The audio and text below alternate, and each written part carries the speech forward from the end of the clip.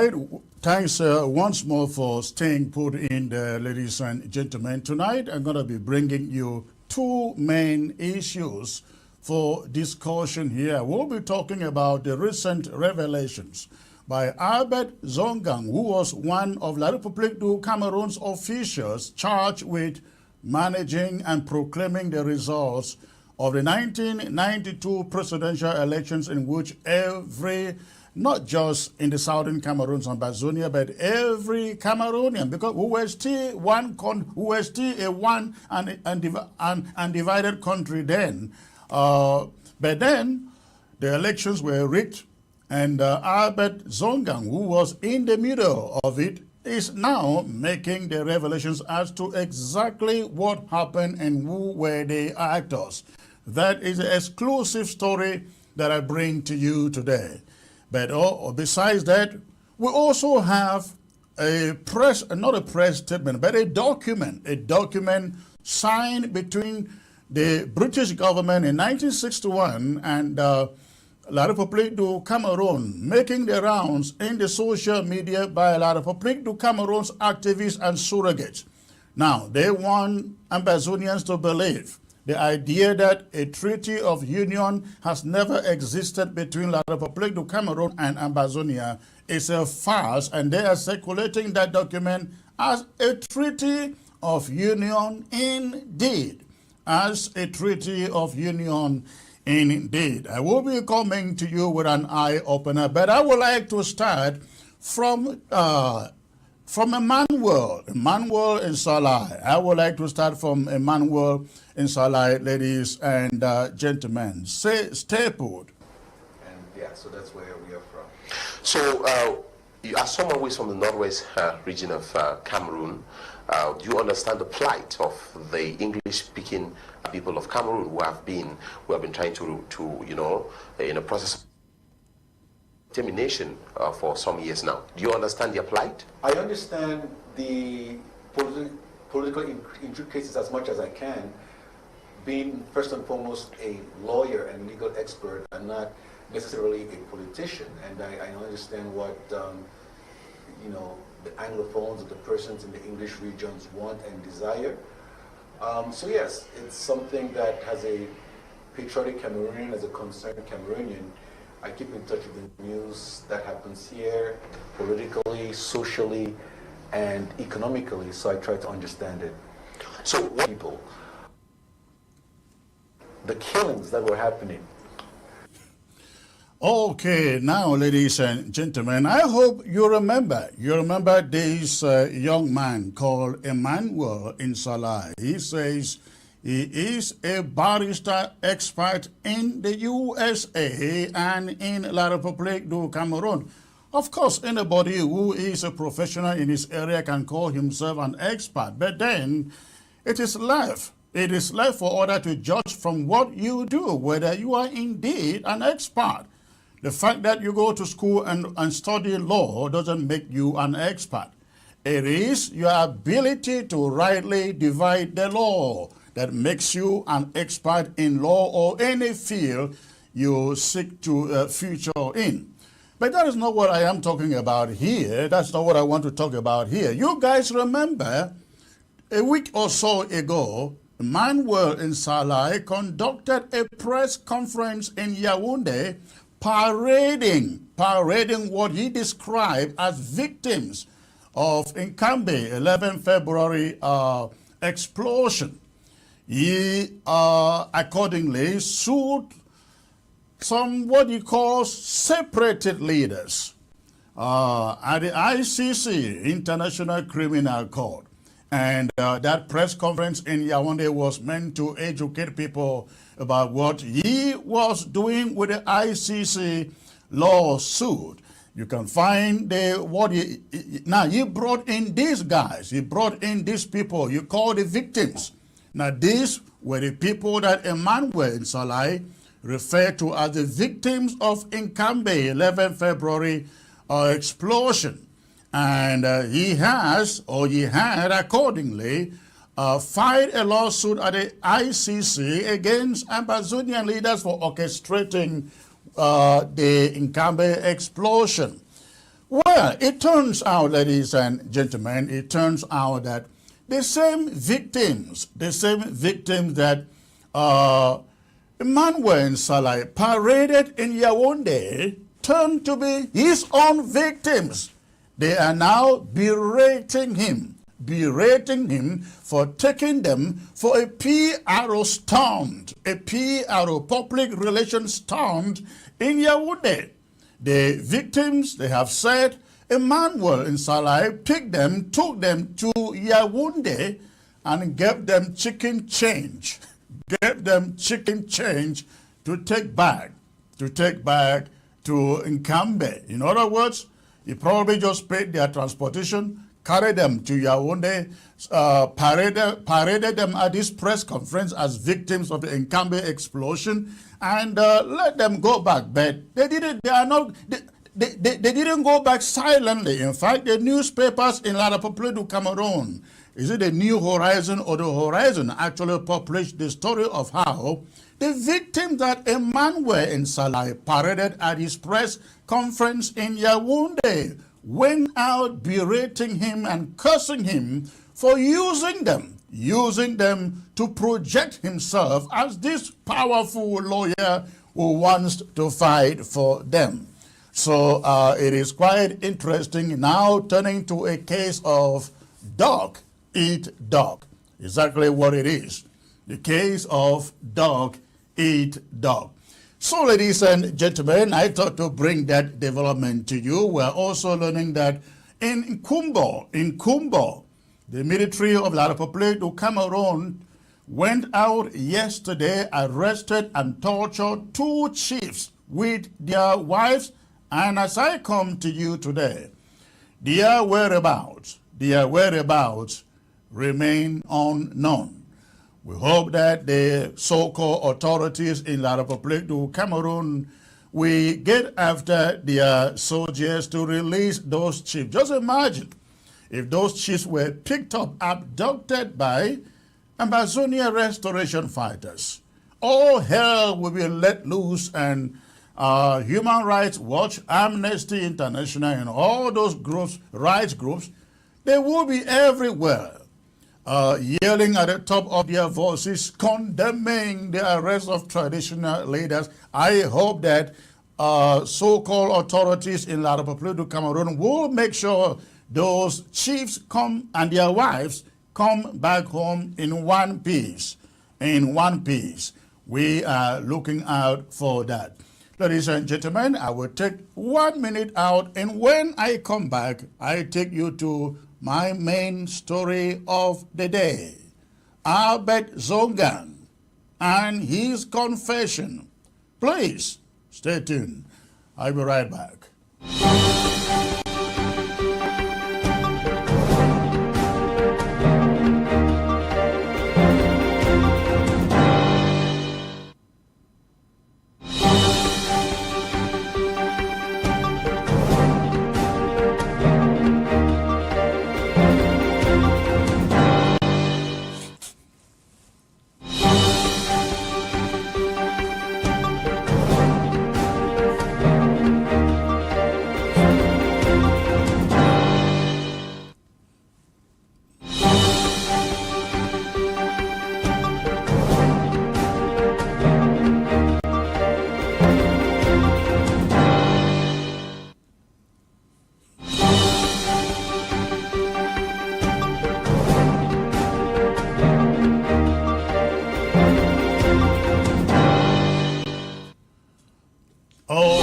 Ladies and gentlemen, many of you out there know who Albert Zongang is. He was one of those who was responsible for managing the results of the 1992 presidential elections, a much contended 1992 presidential elections conducted by La République du Cameroon. Of course, by then, who was T1 and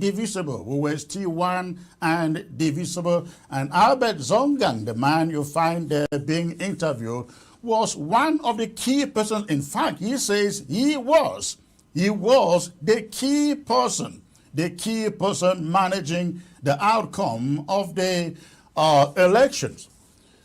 Now we all know, there is no doubt that every Cameroonian, not just Ambazonian, but every Cameroonian was aware that Chairman Frundi and the SDF won that election, but it was stolen. Now we have the confession from Albert Zongan. In the unfolding narrative of Cameroon's highly contentious 1992 presidential election, the truth regarding the rightful winner is at last emerging from the shadows. No doubts linger regarding John Frundi and the SDF's triumph in that electoral battle. Yet, the haze has perpetually surrounded the unfolding events, the pivotal actors at play, and the intricate maneuvers that snatch victory from Chairman Frundi's grasp and bestow it upon Paul Biya. In a recent media expose, Albert Zongan, a central figure in the political manipulation that took place, finally confirmed what many suspected. John Frundi indeed claimed victory in the election.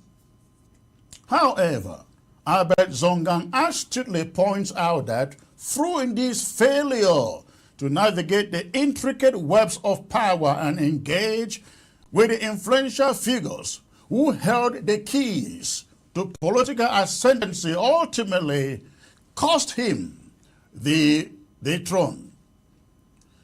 Zongan admits his own instrumental role in orchestrating the scheme and unveils the significant sway he held in shaping the outcome of the 1992 elections. During the interview, Zongan illuminates a pivotal moment when Frundi's triumph became irrefutable. Swiftly convening with his cohorts, including Charles Ndongo, he said, they deliberated on whether or not to concede Frundi's rightful victory. Despite dispatching envoys to employ cooperation from Frundi's camp, the leader's unwavering resolve to claim his win unaided proved insurmountable.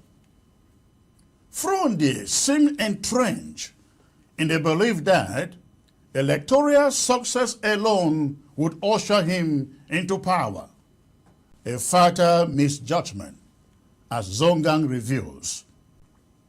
The quandary deepened as it became evident that Paul Biya had suffered defeat. Among the key figures involved in manipulating the election results were, according to Albert Zongan, Jean Forchive, Akame Mfumo, Mecca, Amadou Ali, and Achidi Achu. Within Zongan's inner circle resided Augustine Concho Komeni and Henry Bandolo, they were entrusted with communication responsibilities for the election.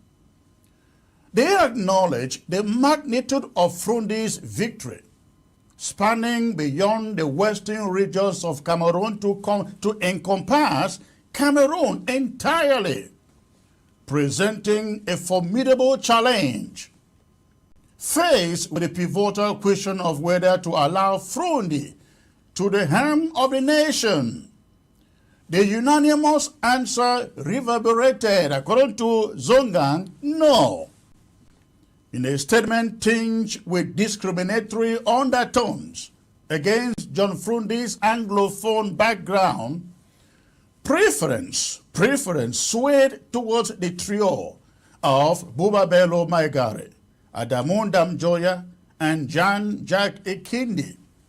They were deemed more palatable solely by virtue of their origins as Francophones or coming from east of the Mongol.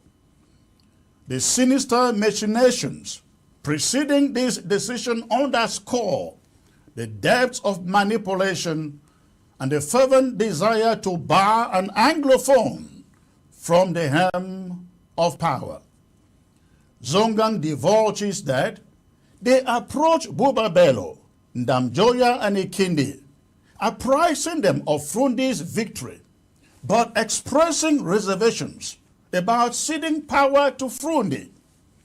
The trio response favored maintaining the status quo by throwing support behind Paul Biya, citing fears of turmoil if John Frundi should assume power. When queried on his timing for disclosing these revelations, Albert Zongang emphasized the gravity of the moment in history. It was widely acknowledged that Paul Biya and the CPDM had indeed lost the 1992 election, drawing parallels with the struggle for Ambazonia's independence today. Zongang's revelations, ladies and gentlemen, underscore the pivotal role John Frundi's Anglophone identity played in thwarting his rise to power. The specter of a radical Anglophone presidency stoked fears among the Francophone majority, paving the path for the subversion of democratic ideals. Albert Zongang's revelations not only illuminate the murky undercurrents of political maneuvering and discrimination that tainted the 1992 presidential election, but also underscores the enduring challenges of ethnicity and power dynamics within Cameroon's political arena. In the larger context of the struggle for Ambazonia's independence, John Frundi's victory in the election stands as a testament to his leadership prowess. However, the specter of his Anglophone identity loomed large, serving as a singular barrier to his ascent. To those advocating for federalism and urging a ceasefire in pursuit of peace and a power-sharing agreement within a united Cameroon, a stark warning resounds. The day a southern Cameroonian assumes the presidency in Yaoundé, his tenure may meet a premature end, terminated by assassination. Francophones staunchly oppose the notion of an Anglophone leading the nation. They hate us. That's a fact. One more thing. Zongang's silence on any French government involvement in the whole scheme of 1992 elections speaks volumes. The absence of France in their clandestine dealings suggests that our paramount concern may not lie with them after all. It is the Francophone elite who is our true adversary. They are not our brethren. They are our adversaries. Even the trio, ladies and gentlemen, of Buba Belon, Damjoya, and Jang Ikindi demonstrated no regard for righteousness when confronted with Frundi's rightful victory. They prefer it to go back to Biya. Their allegiance swiftly turned back to Paul Biya, shunning the path of justice. Such revelations cast doubt on the sincerity of the current crop of Francophone political leaders. I'm talking about people like the Camtos, the Ninchus, and so on, and others who advocate for dialogue and a return to federalism. How can we trust their promises when faced with the stark reality that the Francophone elite refused to acknowledge the legitimacy of John Frundi's victory? If Camto and his Francophone elite genuinely empathized with the plight of the Ambazonians and want us to believe them, they would stand in solidarity with us, advocating for a United Nations supervised referendum that empowers our people to determine their destiny, rather than dangling with the notion of a return to federation. In this tumultuous landscape, the call for a United Nations supervised referendum emerges as the beacon of true democracy, offering our people the autonomy to chart their own course. Anything less risks perpetuating the circle of oppression and disenfranchisement. And that is my talking point, ladies and gentlemen. I am being joined at this moment by a number of guests here. I am being joined by Kennedy Ejacha, who happens to be a proponent to what anglophones in the La République du Cameroon would like to call federalism. Comrade, it's great to have you back here again, sir. Thank you very much, Chairman Chris. It's a pleasure to be on this platform, and I think with civility, we would express our opinions, and it's very important because that's what distinguishes us from those that we are considering as the problem to the Cameroonian crisis. All right. Let me take you a little bit to to the background of this, the essence of this story here. Quite a number of you, led by Dr. Munzo, are out there saying, well, there is no way we can go back to a federation. We just have to stay with a federal, there is no way we can go back to independence. We can go back, taking back our independence. Let's just stay with Cameroon in a federation. And there are some who are also suggesting in your circles that, you know, we can go back and have power rotation where you have a president coming from La République du Cameroon for 4 or for 5 years, and then the next time the president comes from Ambazonia for 4 or for 5 years, you rotate it so that Ambazonians do not feel monopolized or marginalized. Now, when you look at what Albert Zongan is telling us, do you still, as a federalist, think that Southern Cameroonians in your terminology or Ambazonians in my terminology have a chance of ever leading that country? And does it surprise you? Does it surprise you that in the narrative, in Albert Zongan's narrative, there is no mention of the French, because we're always thinking that the French wanted Paul Biya to be there. But we do not hear the mention of the French. We do not see their hand in there. It is all the French elite, Francophone elite. So tell me, are you still convinced that we can live as one and indivisible La République du Cameroon? Yes, I mean, there is a statement that you coined that I think, I give you credit to that statement. We have a one Cameroon that is severely divided. So the division in Cameroon, when you look at it now, it's not just a division that's along colonially inherited linguistic boundaries, that's French and English. You would see even within that nation of Cameroon, the divide is so extended that you have people from the north, people from the south, people from the west, people from the Bassin land, the littoral. So it's completely chaotic. But there is one thing that I am very pleased about the revelations from Zongan Albert. It reveals that we as Cameroonians, in our struggle, we are all one. But we are dealing against an oligarchy. The oligarchy, it's such that it has recruited people from all the four corners of Cameroon.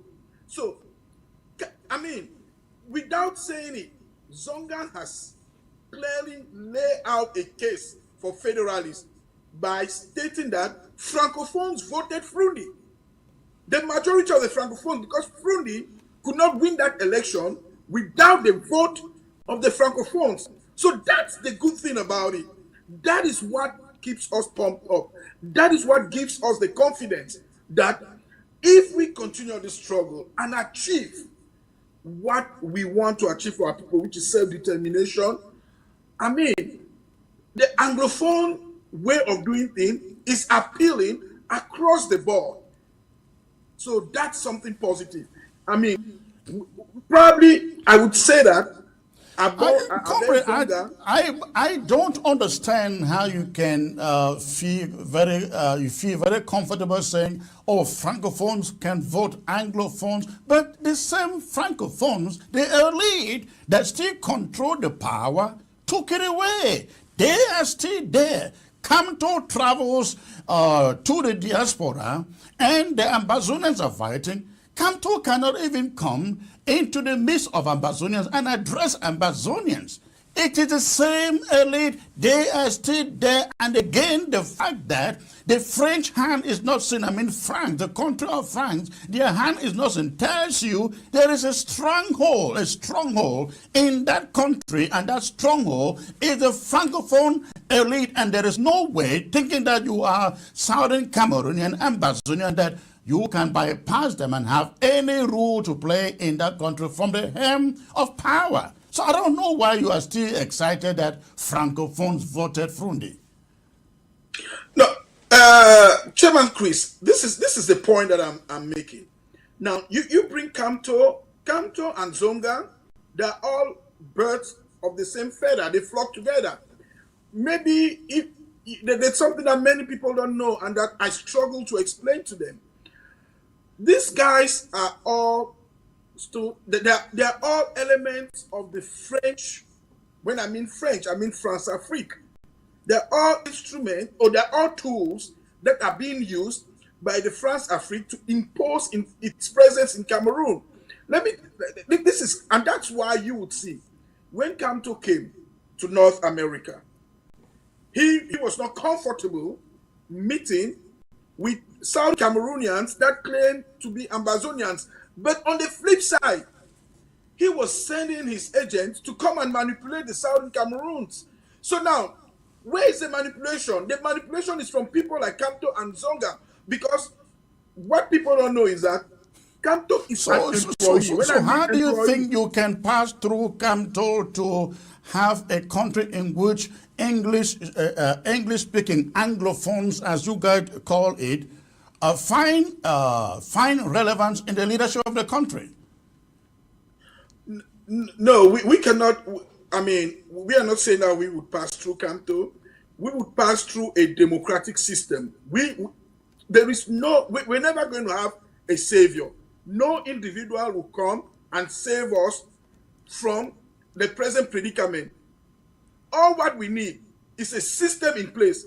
If there was a system, a democratic system in place in Cameroon in 1992, we would not be saying the same story today, because that system would have worked out itself.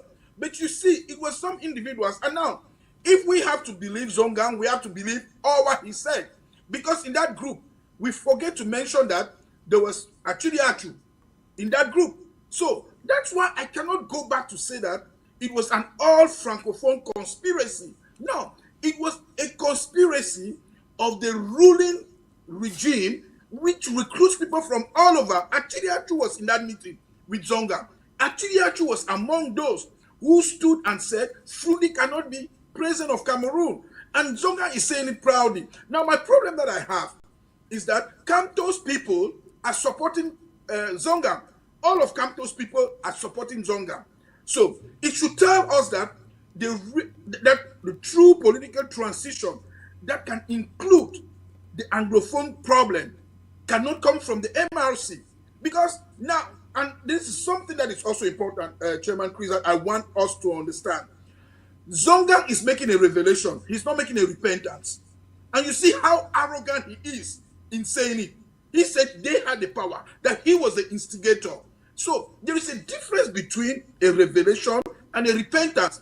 We don't see him being remorseful for what he did. Instead, he went ahead to justify that the reason why he thought Frundi should not be president was because he was a sorcerer. He was somebody catching bullets. But my question is, if the people decided a sorcerer should be their president, who are you to stand against the will of the people?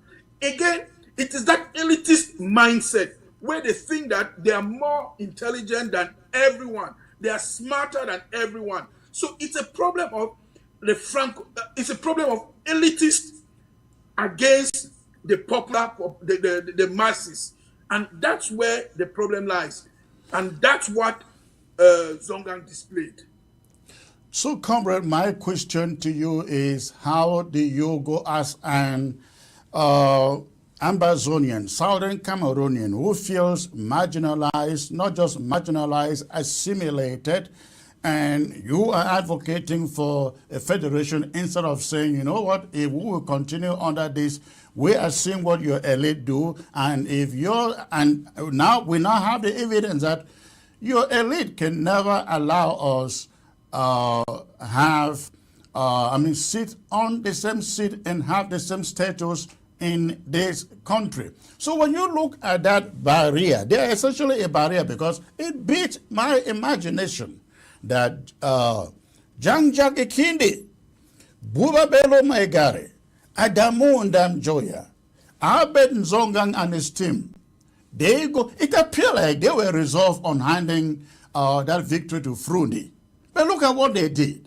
They go down, meet Abuba Bello Maigare, Adamu Ndamjoya, and Jangjak Ikindi, other opposition leaders. And they said to them, Frundi has won. And we are a little bit concerned. What do you think we should do? You would think that the troll will say, if Frundi has won, give it to him. They said, no, give it. Give it back to Paul Biya. Give it back to Paul Biya. So, comrade, how do you navigate past the elite like this to think that Ambazonians, Southern Cameroonians can find a place a place of equity in that country? Yes, well, Chairman Chris, this is I agree with you on the fact that equity is a far-fetched norm in that our country, Cameroon. You know, equity is far-fetched. So it will be dreaming for me to think that those who are there can put in place a system that will provide us equity. Now, what is the solution? The solution is that we should rally the masses. We should appeal to those who thought that it was necessary for us to have a transformational change in Cameroon in 1992. Can we go back and look at the statistics and look at where the votes came from and appeal and take our case? Because we as Anglophone, we have a legitimate case. We have a case of marginalization. If the others don't want to claim an understanding of their problem, but we understand our problem. So we are saying, no, we want self-determination. We want self-determination as we had agreed in 1960 when we came together.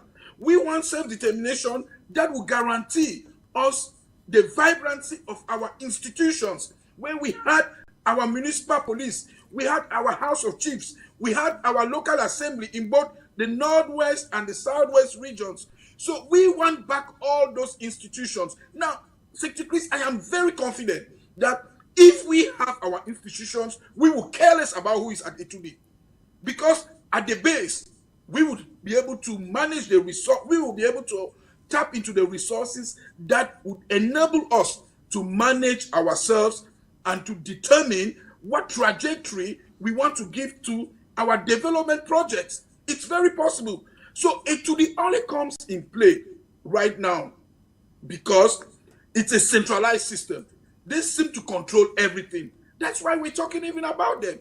Secretary Chris, if everything was functional as it was predicated in the 1960 Constitution, the Northwest and Southwest would be probably like Dubai. It will be All a right. divide. Let me get to Comrade Dennis Atam, who is joining us from somewhere in Africa. Comrade Dennis, good to have you back here, sir. You listened to my monologue, and the crux of it centered around the fact that if Federalists think that they have a chance in an indivisible Cameroon, that chance doesn't exist because their elite will never allow them handle any position of power or responsibility in that country. What is your take, sir? Thank you very much, Comrade Chris, and thank you for your excellent monologue. I think you touched on every important point on this matter. It is important that we look at this question very broadly. The first question you should ask yourself is, will they not do exactly the same if an Ambazonian were to win elections today? They will do exactly the same. It is painful indeed that the Frundi who was cheated in broad daylight was the same Frundi acting against Ambazonians in his last days. He continued to act like a child, clinging onto francophones and poor beer as if he had no home of his own. And that is the ridiculous thing that is happening to Southern Cameroonians. I regret that the last speaker was saying that, oh, it can still work, it can still work. Now, we talked only of their elites. What about their soldiers? The military may just make a coup against any Anglophone who were to win. And that's exactly and let me ask you this. That is exactly the point, Comrade Chris. Very important. Now, you see, those who don't understand how federations work tell the people, oh, no, in a federation, you will just be doing your own thing in your own corner. The other one will be doing their own thing in their own corner. Let me ask you, how will you never have your own opinion to pass in the federal parliament? Remember that there must be a federal parliament which decides everything on the basis of majority in that parliament, in which you will be eternally a minority. How will your own opinion ever pass? That is the first thing you should think about when you think of a federation. As long as you are one country, they will come and become the majority in every classroom. They will be govern the economic life of your own federated state. There is nothing you will do. You will be completely meaningless. There is no instrument by which to prevent the majority from invading your own state and occupying it and doing whatever they like. Your own policies will never pass in the federal parliament. So where is the possibility that we can ever live together, any freedom to breathe? There is none. There is none. So we see how francophones, both those in the opposition and in government, conspire against Anglophones when it comes to the issue of Anglophones. Sorry for using the word Anglophones. I'm speaking in the context of Cameroon now, not thinking, yes. So, yes. So you tell me, gentlemen, how it is possible that when the moment came, all of them rallied together, whether they were in the opposition and in the ruling party, and said no to the Anglophone who won. And they will repeat that today. And they look at us as absolute fools who have their own home, they have their own territory, there's no treaty of union, there's no anything whatsoever. And you are so afraid to govern yourself, then you come and cling to them, and they're pushing you away, kicking you, showing all kinds of discrimination, and you keep singing that you want to be with them. How foolish is that? You tell me. How can a sheep enter into a contract with a wolf? Yeah. That is a question every Ambazonian should be asking himself. You say, okay, we will have a federation. What are you going to do to guarantee that La République respects the terms of that federation? Tell me. So I think we are just making ourselves ridiculous, complete fools, to see people who have said, both in government and in the opposition, that they would never respect us. They will never value anything that is our own. And even though we have a territory of our own, we have a population, we have every means to govern ourselves, we continue to cling on them and beg them to be together. That is complete stupidity. I regret to say that. Yeah, before I get to Pa Ndangam, who is also here on the panel, what do you make of the fact that in all that arrangement, we do not see, because we thought France was behind this, but we do not see anything. Zongan does not mention anything as far as the French are concerned. He talks about their meetings, the meetings they held, and they are moving to go talk to Buba Bello, Ndamjoya, and Ekindi. We see no rule of the French. Doesn't it make sense that we may be seated here thinking that France is our biggest problem, whereas the Francophone elite is actually our biggest problem? No, Comrade Chris, there is a document that actually exists where France specifically instructs them that no Anglophone should ever be president, should ever rule Cameroon. There is that document that exists. Unfortunately, I cannot cite it to you now, but I have read that document and even instructions about language and so on. So I think they are working from those instructions that they had received from France previously. So you don't see the French immediately, but it exists in the instructions that they had received earlier from France to ensure that no Anglophone ever rules Cameroon. All right. Let me get to Pa Augustine Dangam, who is also part of the panel here. Pa, there was some lighting, good lighting at your end. Oh, it seems he's out. Okay, I think we lost him. I see he's frozen. He's frozen on the screen there. He's not in. But Kennedy, sir, let me get back. Let me get back to you, because we have a problem that is going on, and that problem is no longer in Cameroon. It is between Ambazonia and Cameroon. Looking at a reality of things here, don't you think this is the moment where you guys take a hard look? And when I say you guys, I mean you in the Federalist movement. Don't you think it is the moment that you guys take a hard look and say to yourselves, Cameroon is not about to provide us a solution to this conflict? Number one, looking at the history, the narrative from Albert Zongan. And number two, considering that for 7 years and counting, Cameroon refuses to sit down with us to figure out a solution to the conflict.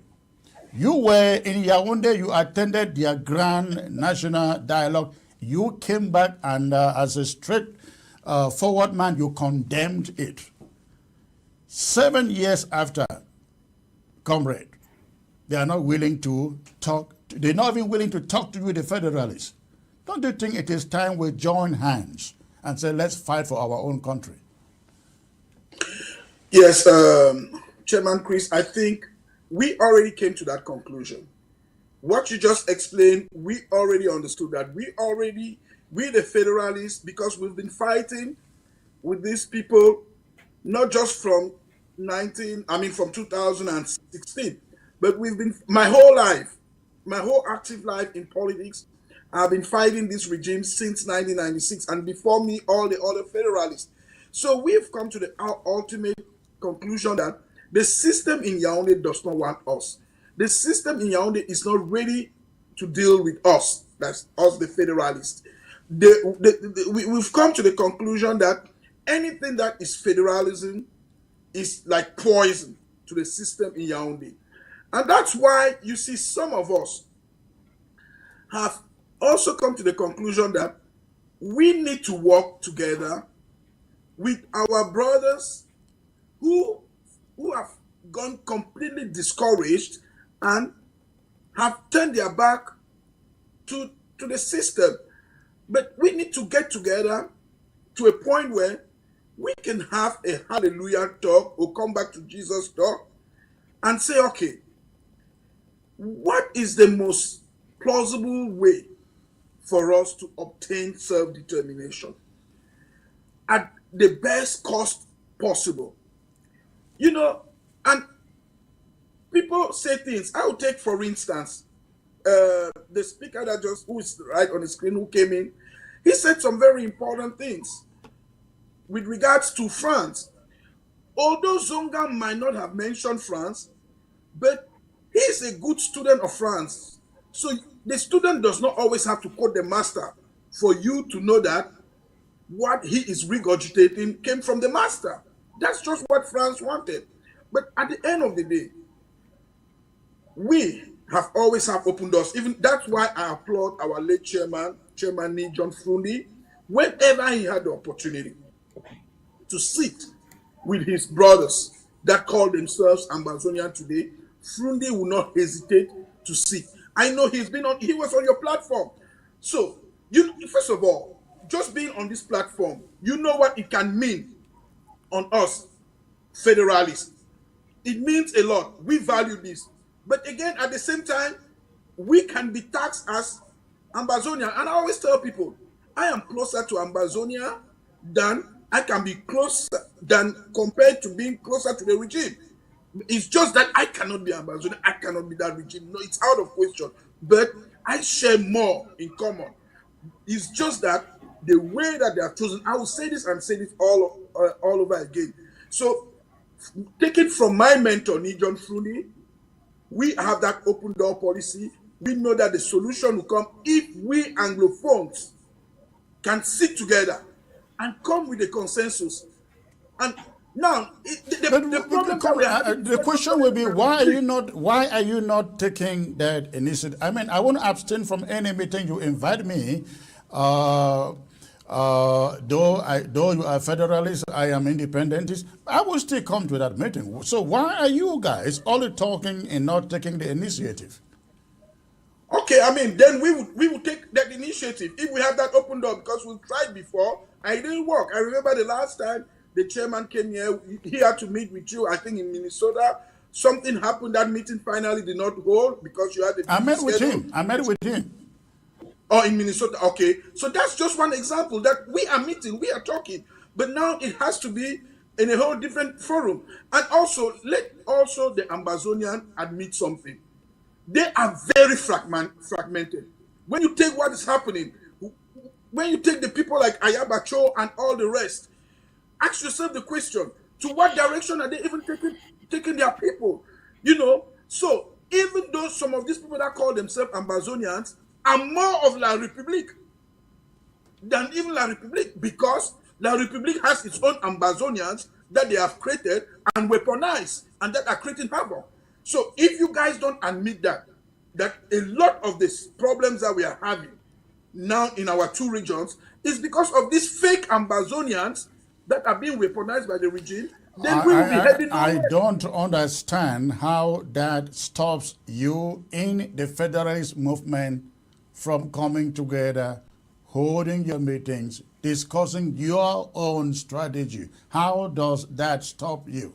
No, I will tell you how it stops us. I'll take for instance, we saw what happened in 2020, the 2020 election. The SDF could not hold a rally in Batibo, but Ayabacho's guy were able to allow the CPDM to hold a rally. That is where we of the SDF we understood that there is a conspiracy. Comrade, Ayaba will do what he has to do. I here will do what I have to do. Why is the Federalist movement not doing what they have to do? I'm talking about, as you mentioned, coming together to discuss and strategize about some of the things you are talking about. Or do you hope that the independentists deliver federalism into your hands? No, it's going to happen. We're going to come together. I can promise you, we would come together. We would have that open door.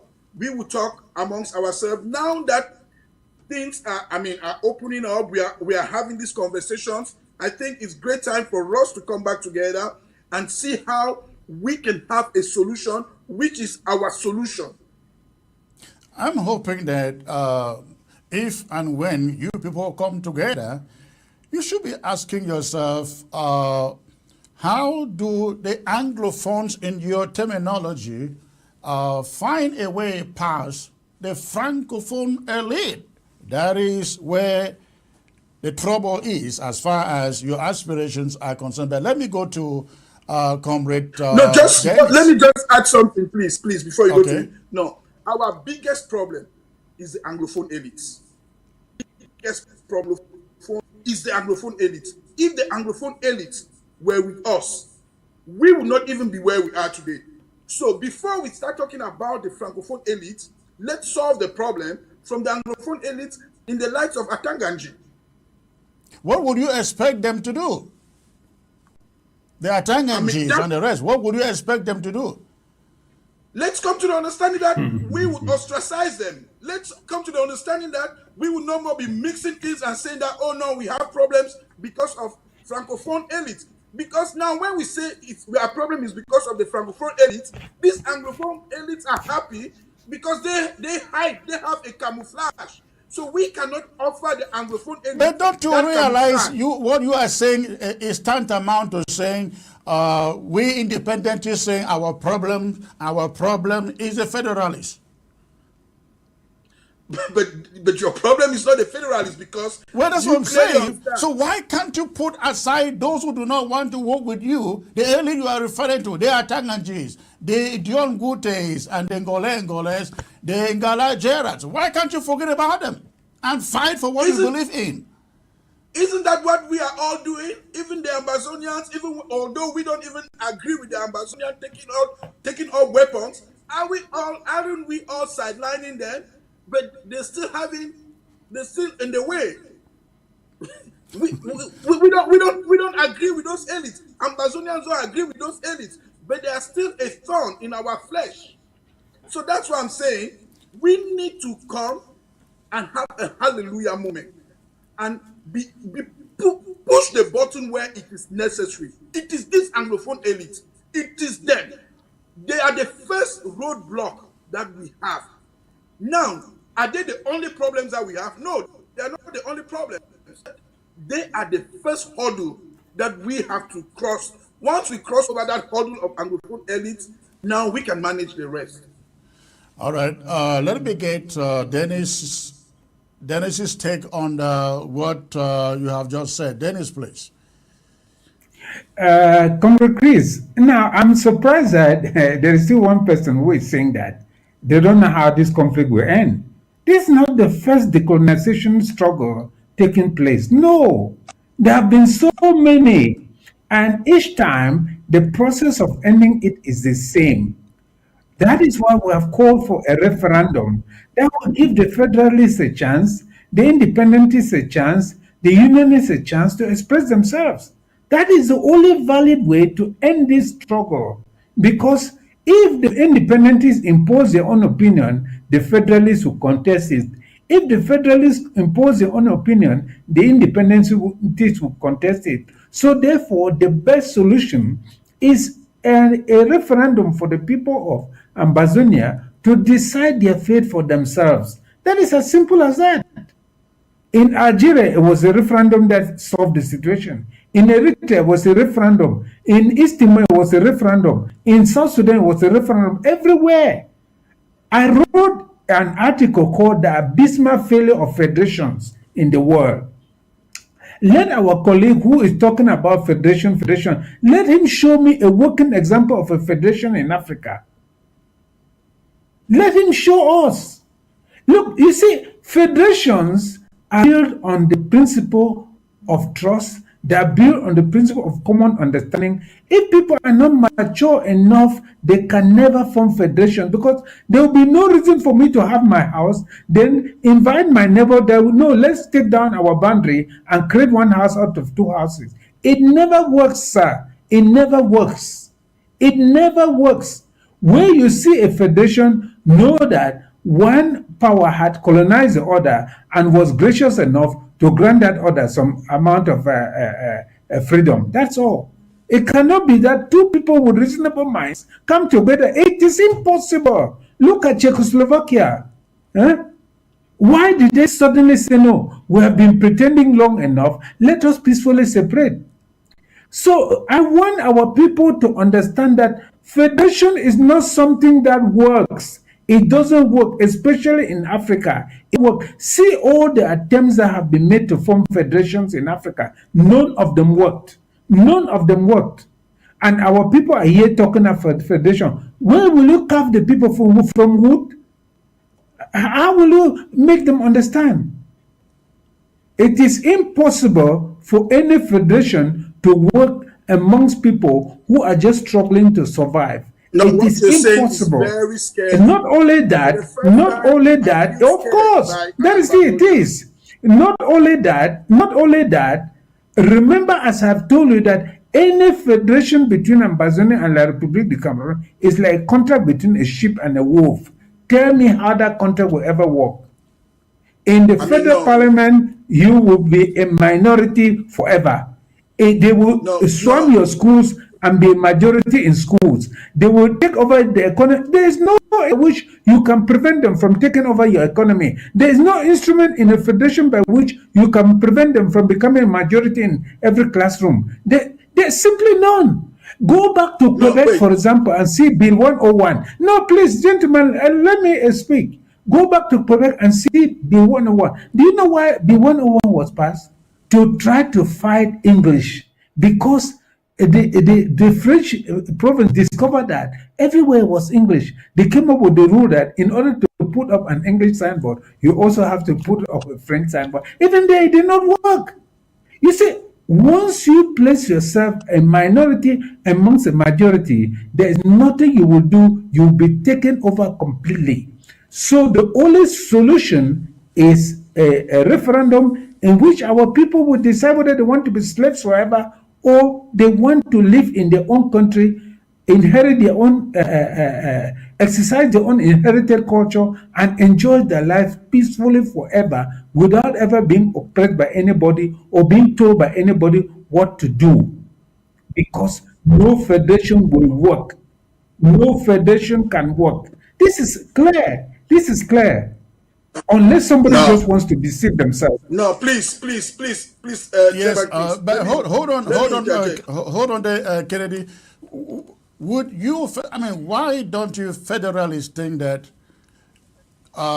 you can join hands with us and we promote this idea of a United Nations supervised referendum? It will meet your needs. It will meet our needs. It will meet the needs of those one Cameroonese who feel like, like the Atangangis you are talking about.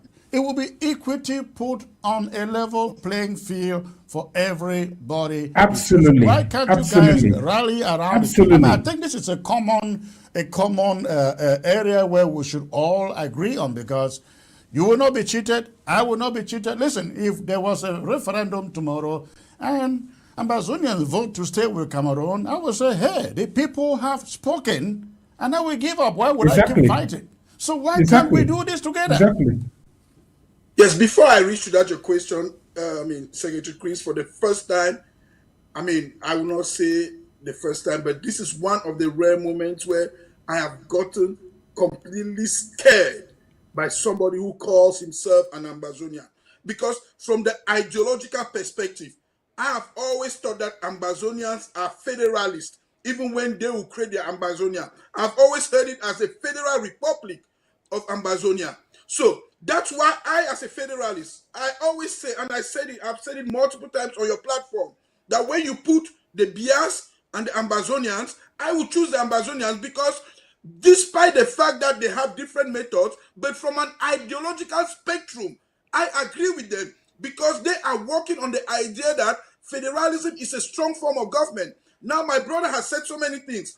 You can prove anything. You can prove that God does not exist as you can prove that God exists. Now, you can prove that federalism does not work. And then you will take all the examples in this world where federalism has worked and you will develop theses and write tons of books. As well as somebody can decide that He's going to prove how federalism works and would write tons of books with cases of federalism that have worked and prospered the people. So please, are you telling me that when an Ambazonia even would exist, it will have a centralized system of government? No, if that's what Ambazonia No, is gentlemen, let us be clear. We are talking of federation between two separate countries. Federation between two separate countries. That's what we're talking about. We are not talking of a domestic structure of governance. You see, that is very different. America is a domestic structure of governance. It is not.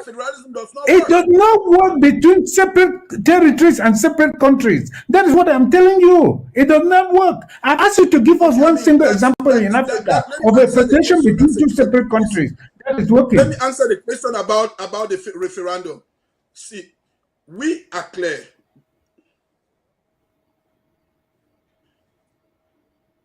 I'm not getting audio.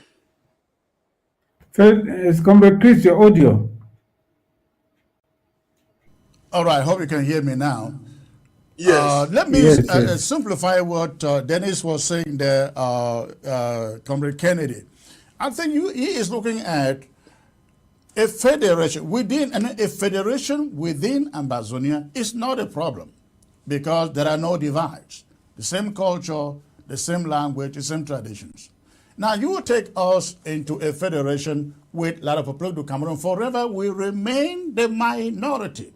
Because if 100 parliamentarians are coming from Rebroadcast Cameroon, maybe 15 or 20 are coming from Ambazonia. How can Ambazonians win a bill or even pass a bill in their parliament or in their senate?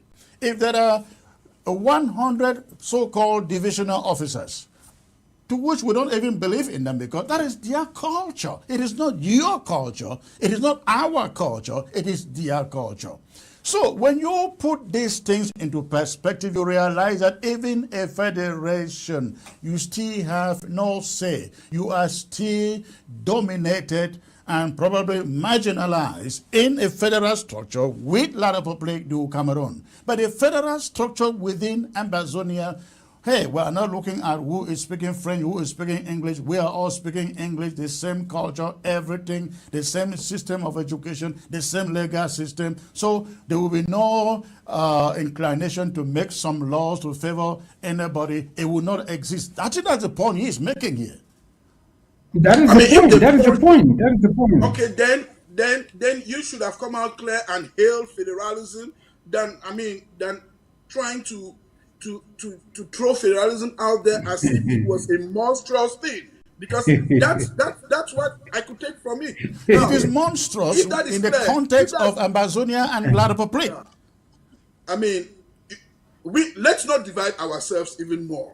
That's what I want to say, because there are some things that, when it comes to me debating with Ambazonians, my heart pains and I don't even want to go hard, because I know that they are genuine, they have a problem, so when I walk in my debate with Ambazonian, it's like I'm walking on eggshells, because I know when you're already working with people that have the same problem like you, people who are suffering like you, even if you don't agree, but respect some of their opinion. I'll respect his opinion on that point, but we've come back to the conclusion that federalism is a great form of government, even if it has to be practiced internally within Ambazonia.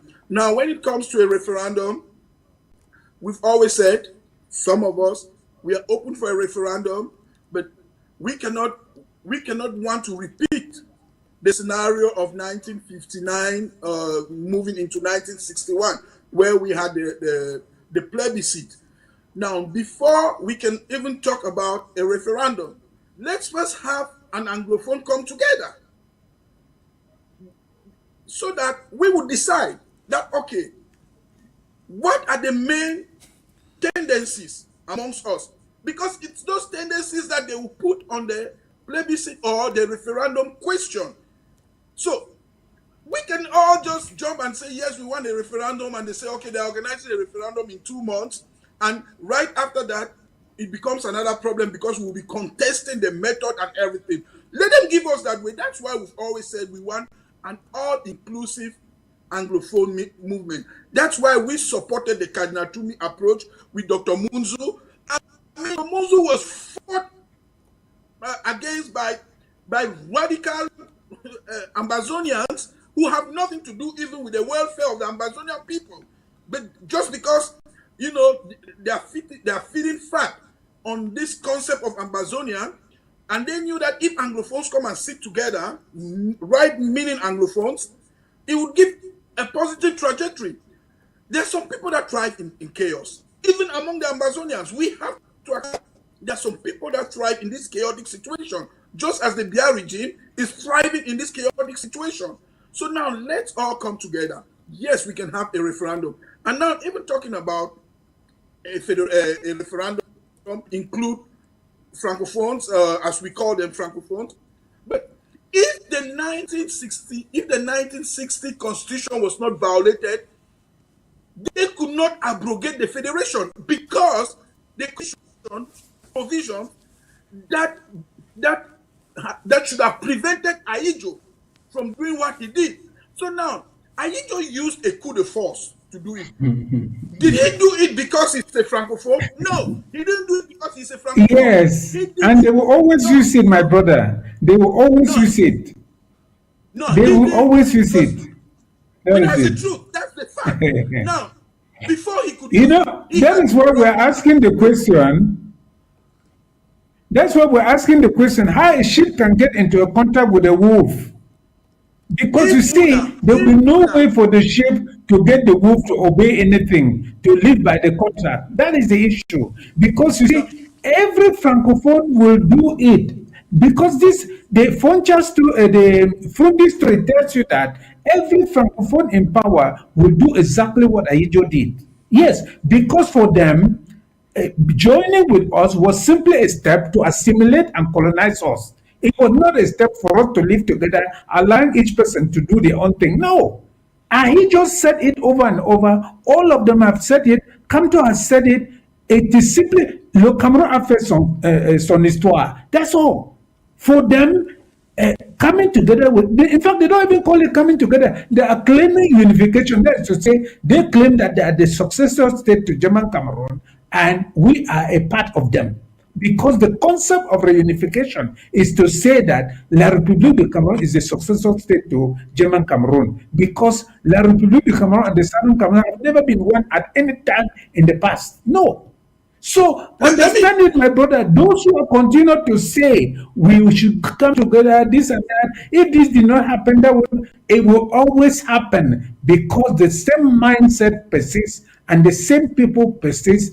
And you can see their parliament has not even spent 1 minute debating the war that is going on in Amazonia. You get the point. Imagine if it were in their territory, would you think they would not have discussed it? So, my brother, let us stop deceiving ourselves. This is a terrible thing for us to see danger like this and keep fooling ourselves that, it can work.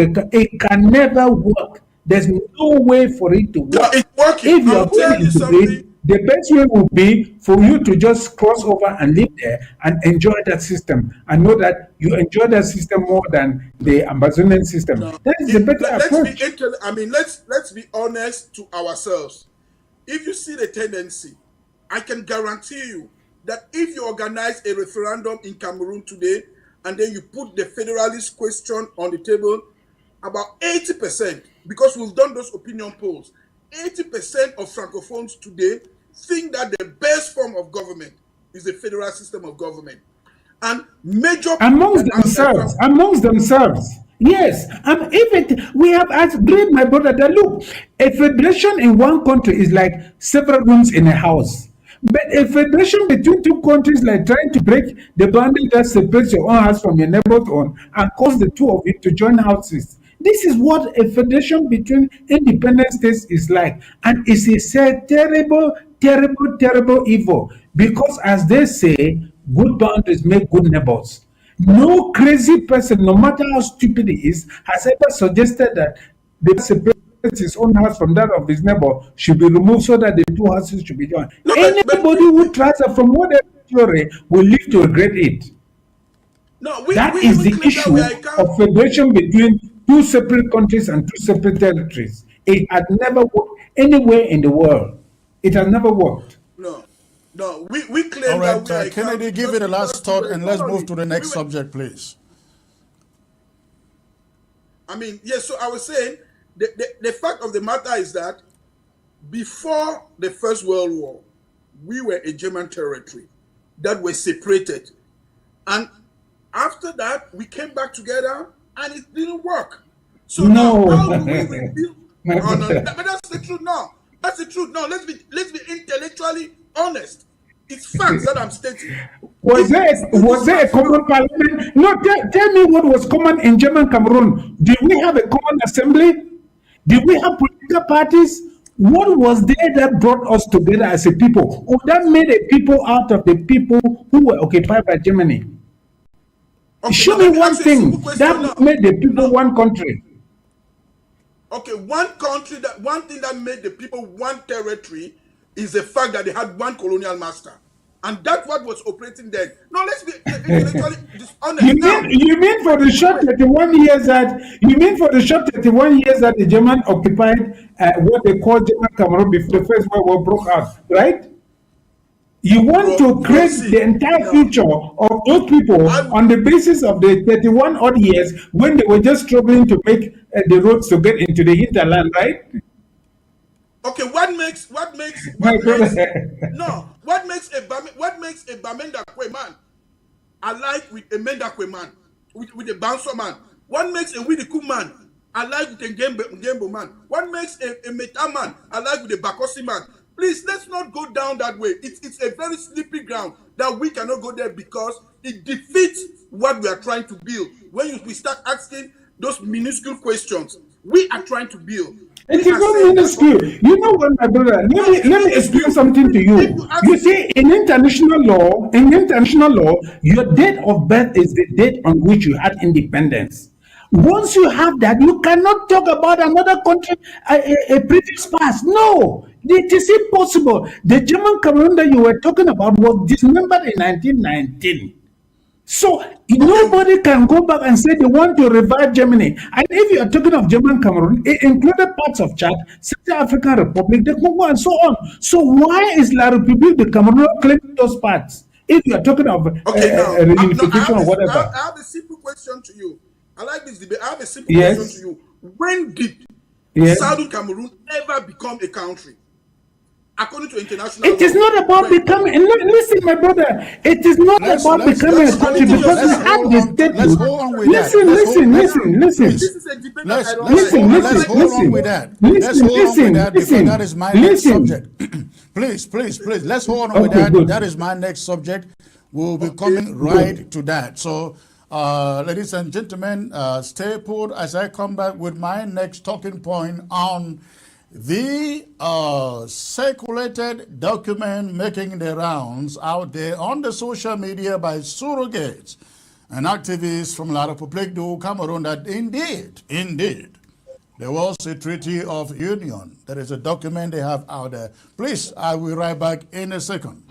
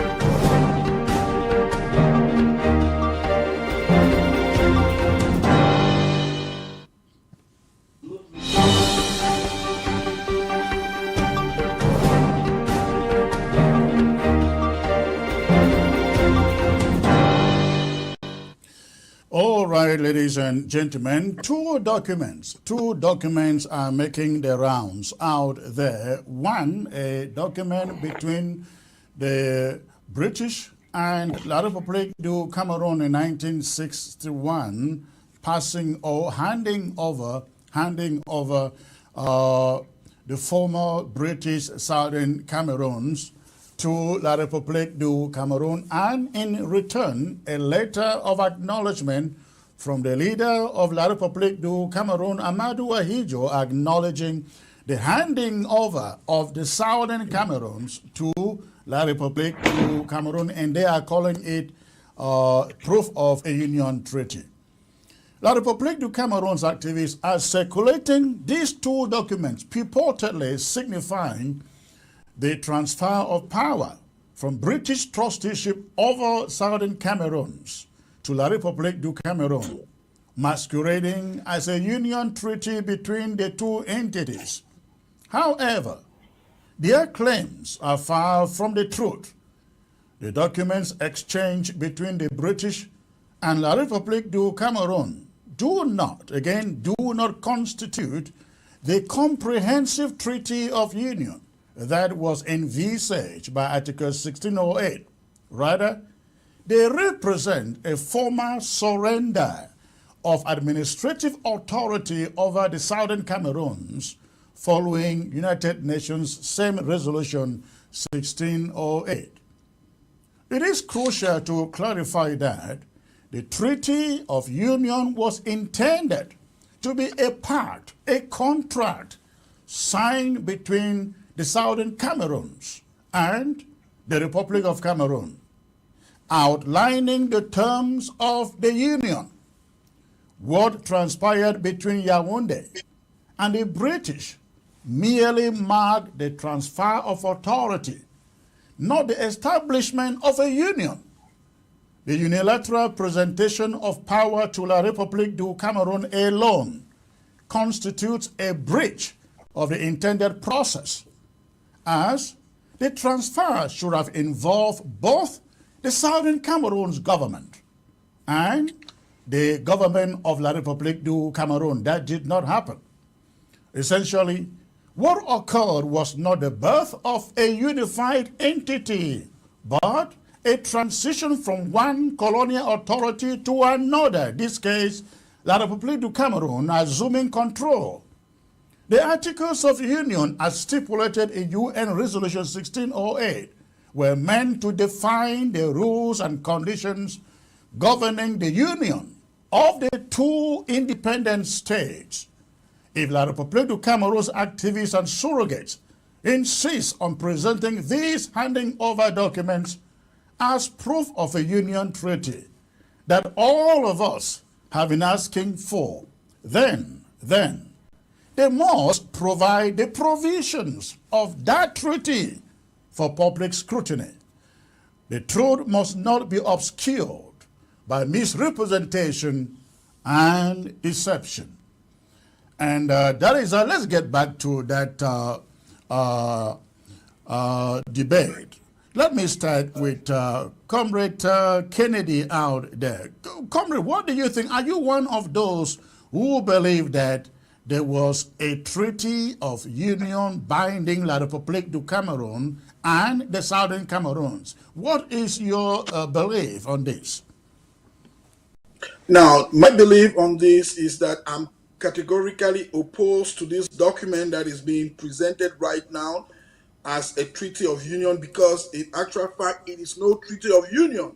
Now, and the presentation of this document justifies again what Federalists have been saying. The only valid treaty of union that was violated by elements of the Yaoundé regime is the 1961 Constitution. And those people cannot even show us that Constitution. They cannot even stand. The Unionists cannot even stand by that Constitution, because one, when they present that Constitution, they would fail the test for having violated Article 47 of that Constitution. Now they want to distract us with another document that has no value. Because by this other document, there's nowhere where we can hold them accountable. But if we go to what we consider as a Treaty of Union in 1961 that entered into effect on the 1st of October 1961, we would see that there is a cause for us Anglophone to be angry, and very angry, as some of my brothers, even Ambazonia, are angry, because we were insulted, despised, violated with what had been put in paper. Let's go back and read the Constitution of 1961. Article 47. How could Aijo call a referendum in 1972?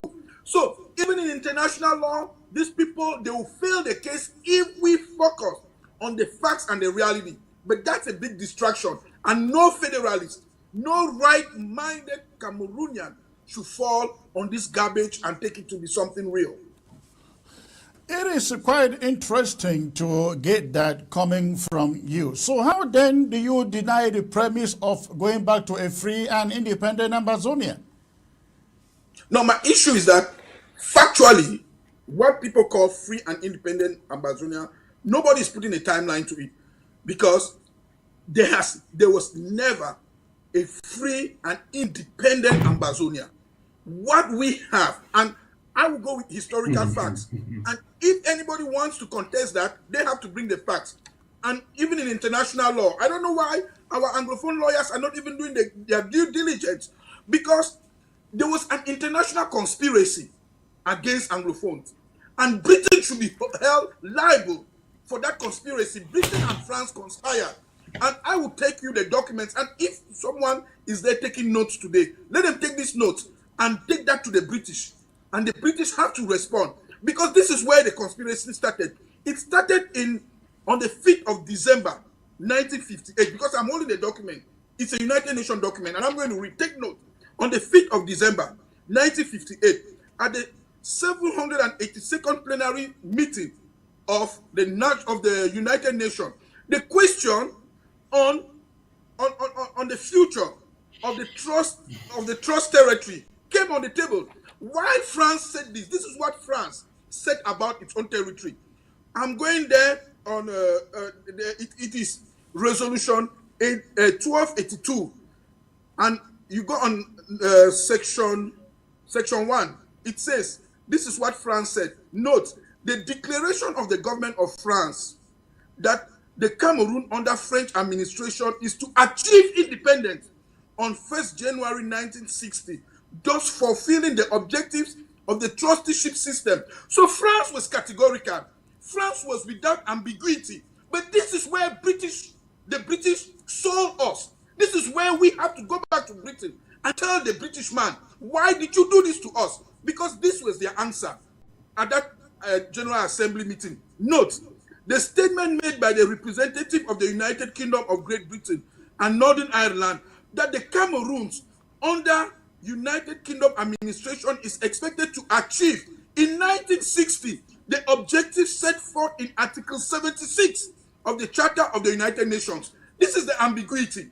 While France stated clearly that its own portion would achieve independence, but Britain refused to admit that we, the Anglophones, would achieve independence. Now they sent us, and I'm going to read it. They sent us to Article 76B of the Charter of the United Nations. See where the ambiguity lies. This is the ambiguity. This is what it says. Now, let me read the Article 76 in its entirety. The basic objectives of the trusteeship system in accordance with the purposes of the United Nations laid down in Article 1 of the present charter shall be to further international peace and security. That's A. Now B, to promote the political, economical, social, and educational advancement of the inhabitants of the trust territories and their progressive development towards self-government or independence as may be appropriate to the particular circumstances of each territory and its people, and the freely expressed wishes of the people concerned as they may be provided by the terms of each trusteeship. So the ambiguity is that France said they are giving independence. Britain did not want to give us independence. That's why they sent us to Article 76B, where it talks about self-determination or independence. So now, Britain, what did you actually give to us? Is it self-determination or independence? You see where the international conspiracy lies. And that's what brings us back to Article 1608. Because when you see Article 1608, Article 1608 comes to validate a plebiscite that was organized. I mean, there was a lot. I mean, we are suffering because of all of this international conspiracy. We are in a quagmire. It's a difficult situation. But how do we make the best out of it? Comrade, you asked the question, when did we first become independent? Where did we ever get independence? If I may ask you, did we take any instructions from the British to cut off from Nigeria to form our government in Boya? Now, I don't understand the premises of your question. The premises of our question is that if we were living as we live like a Republic of Cameroon, we go back to the government we had in Boya that started in 1954. We had an independent country. We had a parliament. We had a prime minister. We had a cabinet. We had everything that you can think of in the government. The government is not necessarily something that is ordained somewhere. I think it's a form as far as it has independence. So we are a government. In fact, we are told that we learned in history that we were the first independent country in Africa by virtue of we forming a government and running ourselves. Why is it wrong to go back to there? I really appreciate your outrage about what the British do, but I think to solve it, you need to look at it the way we are doing it and saying, you know what, the British handed us over to the French. It is time to get back. What you are saying is correct. I understood the premises of your question. We had all those institutions, but now it was under the ambit of Article 76 of the Charter of the United Nations Charter, because we were a trustee territory, which is different from a colonial territory, and the mandate that the administrating authorities, that's the quote unquote the colonial power had, is that they had a mandate to lead us towards independence. Britain failed to lead us towards independence. We are agreed. We are agreed. Completely agreed. So now all those institutions that we had, with that, we had them under a trusteeship. The statutes that we had as of 1954 was a trust territory. That's why you see that. Yes, but it was self-governing. It was self-governing, but self-governing. Of course. Okay, then it's take over. Let me just take over. We have internationally demarcated boundaries guaranteed by international treaties. So, our gentleman, our countryman is insinuating that since we did not have independence, we were a no man's territory that could be taken over by the Republic of what? No. We had international boundaries. We had a prime minister. We had a constitution. We had a cabinet. We had political parties. We had a territory of our own. Every single thing that a state needs, we had, and we're governing ourselves. On what basis was Frontier negotiating with Ahijo if we were not a territory? So let us be clear about that.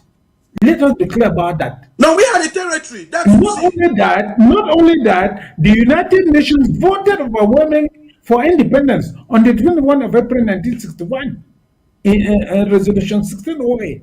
So the fact that independence has been suppressed should not cause anybody to raise the issue of whether we were ever an independent country, whether we were independent or not in terms of international law. It does not arise at all, because we had a territory that nobody could cross the boundary simply because we were not independent. If you have a boundary that nobody can cross, what is that then?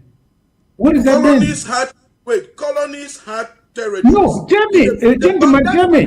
If you have a boundary that demarcates it and you are the one who governs that territory, how can anybody now say that you are not free?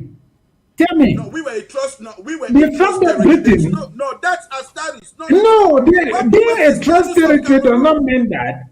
No, you see, Being a trust territory does not mean that you are not able to govern yourself. It does not mean that you do not have international personality. We had international personality, and that's why people are even talking of a union treaty. A treaty can only be made between states, isn't it?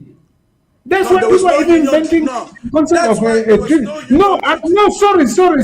I'm not. I'm just saying that is why people are even talking of a union. I'm not yet commenting on whether that idea is true or not. No, I just want to let you understand that the question should never arise when we're independent, because that is to say that the Republic had some right over us because we were not independent. No, not at No, La all. République Because has we had no a right. territory. No, La République could not cross, exactly. La République could not cross our boundaries without the laissez-passer. So that is the most important element to distinguish that we were a separate people governing ourselves. yeah, But I we like had us So to. we should not. we were I a like ter- us to. we I were like us to we were really use this moment for a teaching moment, especially those who are watching us from ground zero, because I had to talk about this subject because I received some messages from ground zero, and this paper, was circulated by French Cameroon activists, and people were like, "Hey, look at the document that was signed between the British and La République du Cameroon, and you guys said there was no Treaty of Union." I think what we want people to Comrade understand, Chris, listening and watching let me just intervene. and watching at us, is that the Treaty of Union was supposed to be like a contract with specifications as per how Cameroon and La République du Cameroon were going to come together. Were they going to have the same police force? Were they going to have a was Southern Cameroon going to have a gendarmerie force? Were they going to be SDOs in Ambazonia or Southern Cameroons? All of these were to be spelled out in anything Treaty of Union. What you have handed to the French by the British was supposed to be handed to both the Southern Cameroonians and the French Cameroonians. That did not happen. They just walked over to Yaoundé, handed this piece of paper to La République du Cameroon, went over to the United Nations General Assembly, and presented evidence that they have finally walked away from the Southern Cameroons, and they handed it over to French Cameroon. Now, when we ask them what arrangement per article or resolution 1608 did you provide for that union between the two countries, that is what we are asking for. It does not exist. Folks, let our people understand this. Comrade Chris, let me tell you something. Let me intervene here a little bit. Comrade Chris, you know what? Yeah. We're even talking about this only out of the necessity to educate our people. You Absolutely. see, if you are not a lawyer, let us not go talking about treaties and things when people don't even understand what it is. You see, those who are bringing this confusion and citing a document made by a third party as a treaty are absolutely absurd. So it is just that our people will be confused by this. That's what we're talking about, because you can't people like this claiming that a document made by Britain on behalf of Southern Cameroon, and not even a document made on behalf of Southern Cameroon, could by some miracle become a union treaty. No, it cannot. You said everything when you introduce the subject. There are no terms in that so-called treaty. There is no content in it, and so on. So it is made by a third party. It must be between the Southern Cameroons and La République du Cameroon. You see, this is why we should not even be discussing, because it is only the court of law that can examine any claim of there being a treaty or not. But this can No, that's why I keep and I emphasize this point when Chairman Chris introduced this topic. I totally rejected what is circulating because it's a distraction. They want to distract us from what is the main problem, because wherever in international circles, in legal circles internationally, wherever they've introduced a conversation about Cameroon and the 1961 constitution, the regime in Yaoundé fails the case. Because up to now, there is no legal substance as to justify why Ayijo organized a referendum in 1972. So, without a legal justification, the referendum of 1972 is abrogated. And now, when we talk about specific terms as to how we could live together, they are all stipulated in the 1961 Constitution. And these guys were uncomfortable with that 1961 Constitution because it gave us the full self-determination. People should go back and read that 1961 Constitution. Initially, I used to blame our forebears, that's our parents who went to Fumban. And I think blaming our parents who went to Fumban was a strategy of those who are against us to distract us from seeing the formidable work that they did. Because once everybody says that, oh, in Fumban, nothing was done, then you don't even pay attention to what was done in Fumban. But I mind this is that constitution.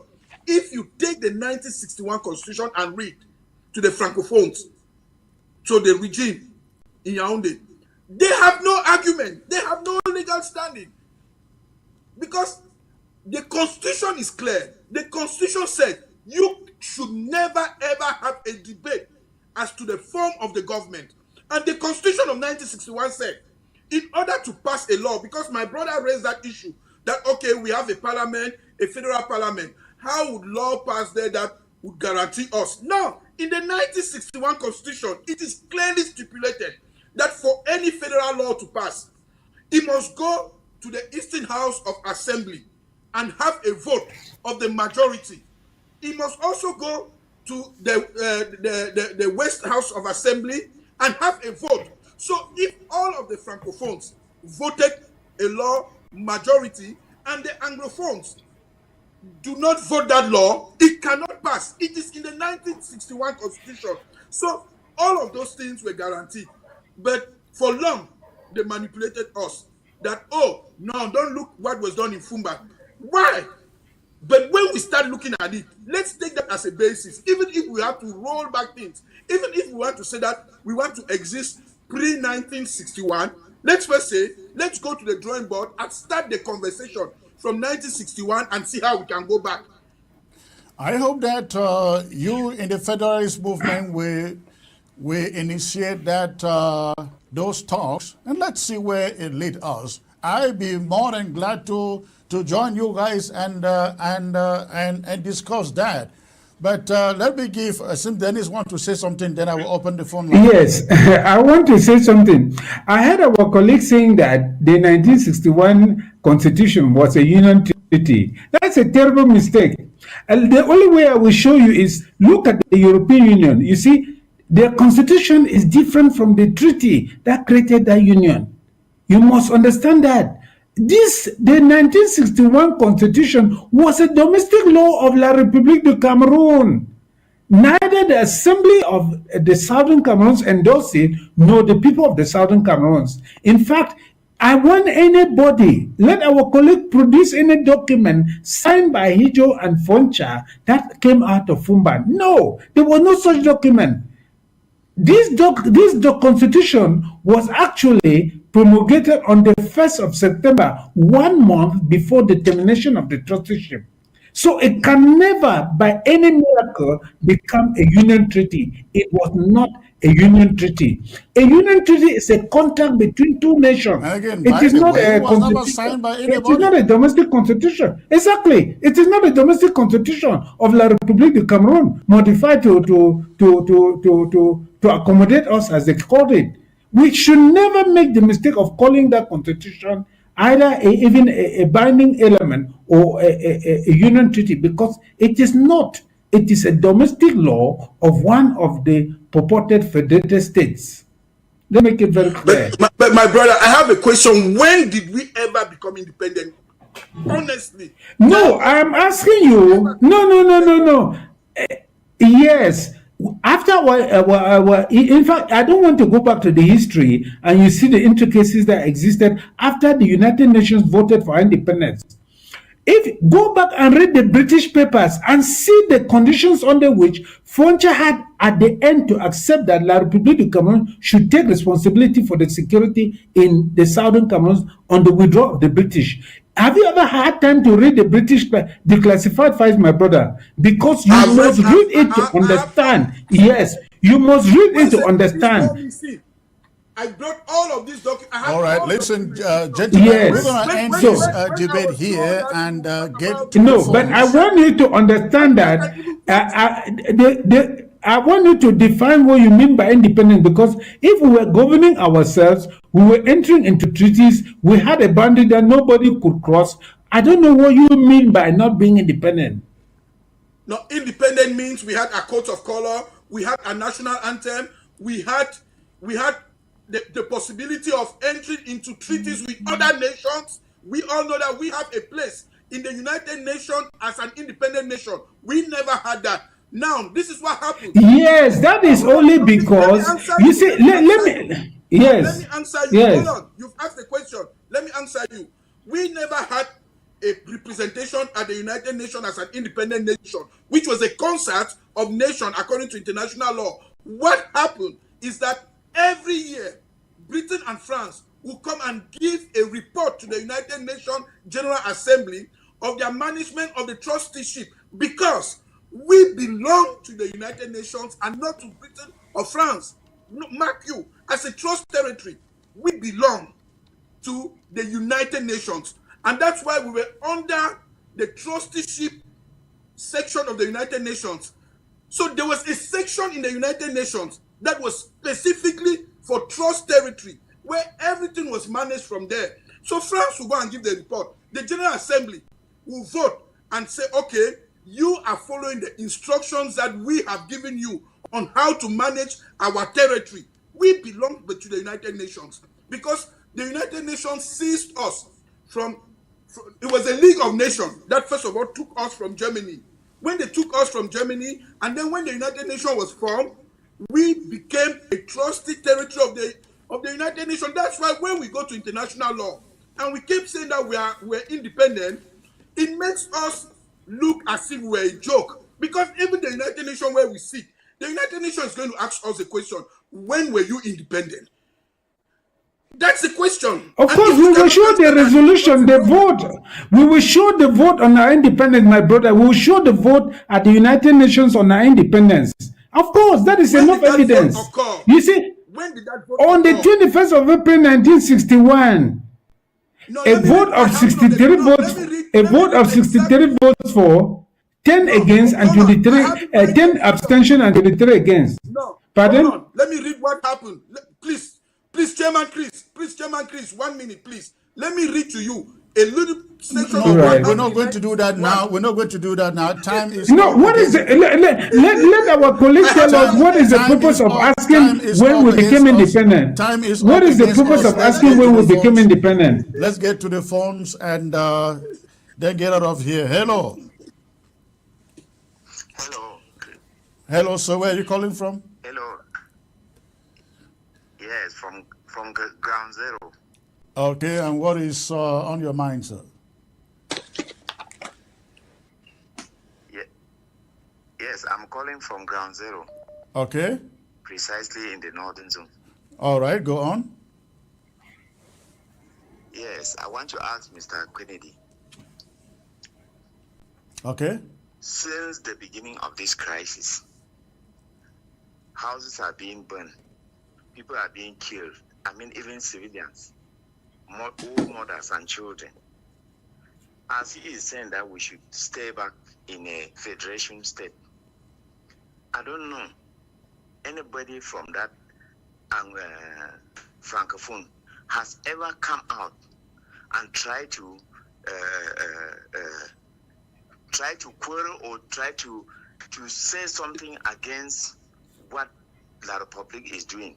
I want him to tell us whether just one person has come on the media and told the public or asked Paul Biya that why is he killing all of us in Ambazonia? Because he wants to stop us not to stay as an independent state. nobody has come from that territory to even question or to support us that the government should stop killing us. Has anybody? Why is he fighting for a federation that we must stay with those people? All right, thank you. Thank you for the question. Thank you. Thank you. Let's get to the next caller and then we'll have the answers. Hello. Hello. Hello, sir. Where are you calling from? Good evening. Good evening, sir. Where are you calling from? From Ground Zero. Just that you gone off on Facebook. I was watching by Facebook. Yeah, so I don't know There why is it's Facebook shutting us down, but it's back up there now. Go on. What is your question? Yeah, I just want to tell our brother there is something that they are not understanding. You cannot fight anything with the Republic. What we have to do now is to fight for our freedom, nothing else. There is nothing else. There is nothing that you are going to discuss with these people that will change their condition. They are formed and they are bent to kill us. So the only thing is that our brother there, I don't know how people that are mature with white hairs that they will be claiming as if this matter is not negotiation, this matter is fighting to the end. Let them, we will provide guns and we'll keep fighting. When they have the heat of it, they will come to the table and will bring the right document. I don't see why people are biting here, Federalists here. A brother is saying that this thing doesn't work. It doesn't work. So we should leave it. Our own is fighting. We are not hearing anything because these people have formed a system that you cannot penetrate. You cannot. Yeah. I'm in Ground Zero. You cannot.